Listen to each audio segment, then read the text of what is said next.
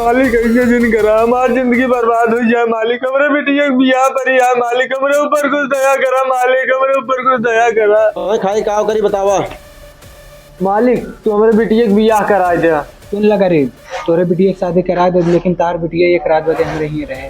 सुन लो मालिक, तू हमारी इज्जत ना करे, कम से कम हमारी बिटिया की इज्जत कर लिया। सुन गरीब, हमें इज्जत सिखाओगे। राजेश जी भैया। एक अंगूठा लगावा, जमीन जायदाद घर द्वार सब एक चंदन अंगूठा लगाओ से गरीब से। चल गरीब अंगूठा लगाओ पे, चल लगाओ अंगूठा, लगाओ पे।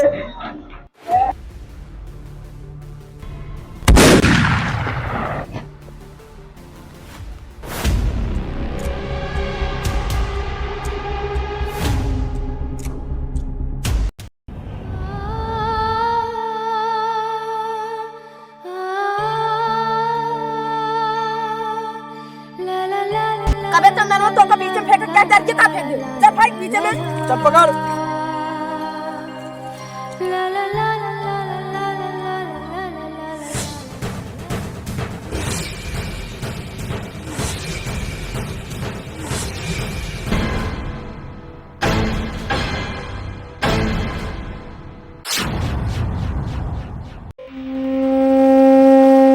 मालिक मालिक गजब हो गयो, आज बिजली का संग को घूमल बा।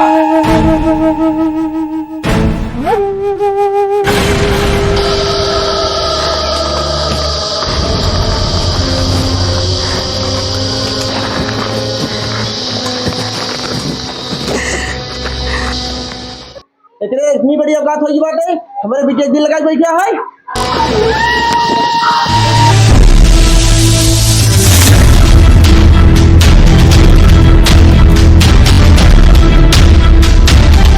उतना कहाँ बांटे रहते, बाहर निकल। जी मालिक, जी मालिक। तार बेटवा काम को धना। जी मालिक हमें ना पता है। चंदन फूक देकर मड़ाई को दमा के पूरा इम्बारिया जिंदा जलाए जलाए का।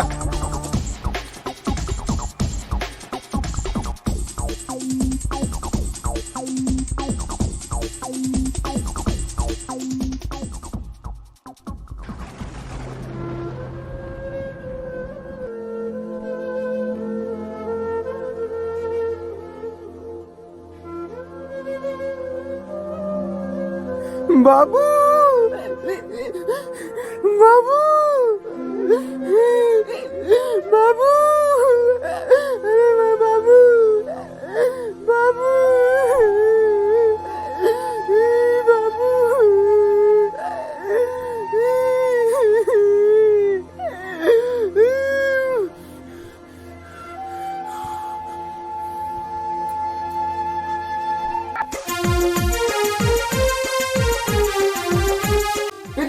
कहाँ बाटू बाहर निकला।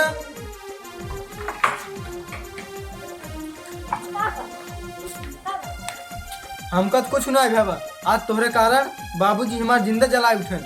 बाहर बाबू जिंदा चलाई थी एने हम का तू कुछ दिन करा, चला हमरे साथे शादी करे बा।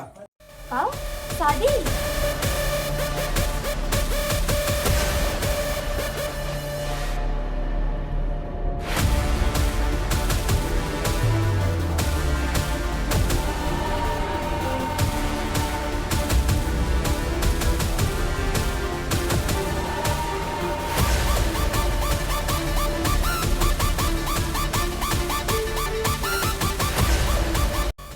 प्रिया बेटी पानी लावा।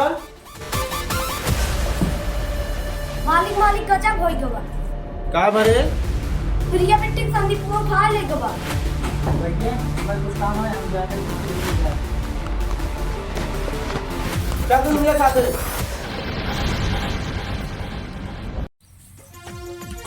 चल पंडित जी जल्दी जल्दी मंत्र पढ़ा, इनसे क्या करे कहा है।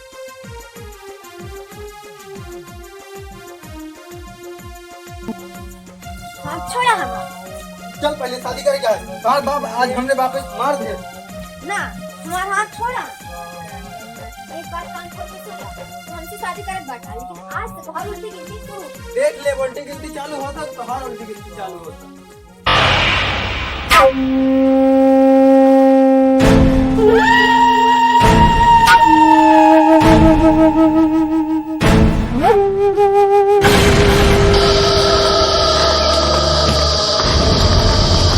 दूसर बिया भाड़ में जाए जाते दूसर बिया करावे।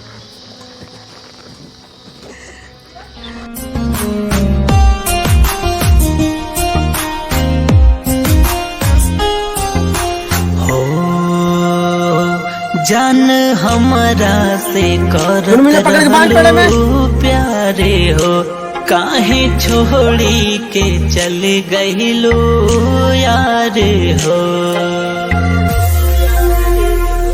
जान हमरा से करत रहलू प्यारे हो, काहे छोड़ी के चल गइलो यारे हो।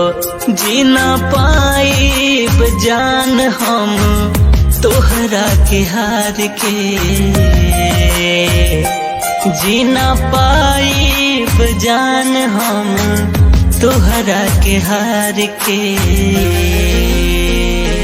दिल से धड़कन निकाल लोए जान, हमरा दिलवा में खंजर मार के। दिल से धड़कन निकाल लोए जान, हमरा दिलवा में खंजर मार के।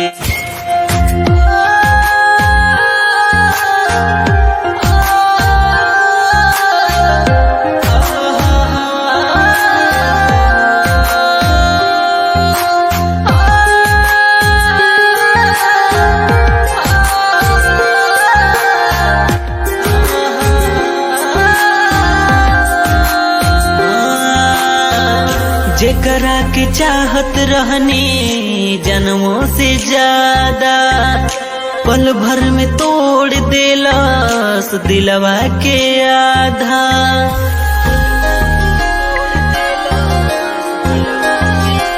हाँ, जेकरा के चाहत रहली जन्मों से ज्यादा, पल भर में तोड़ देलस दिलवा के आधा।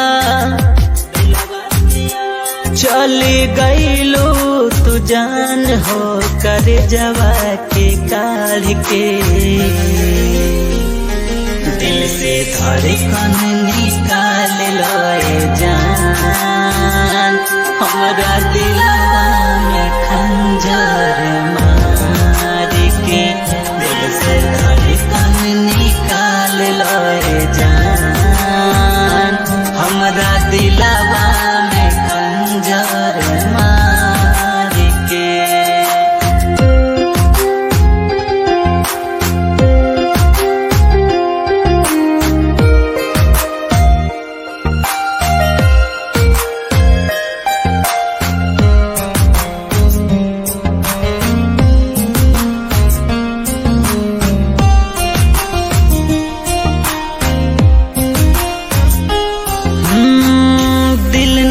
गई हा कबो सतीश को ही नूर हो, धोखा दे के चल गईलो किसन से दूर हो।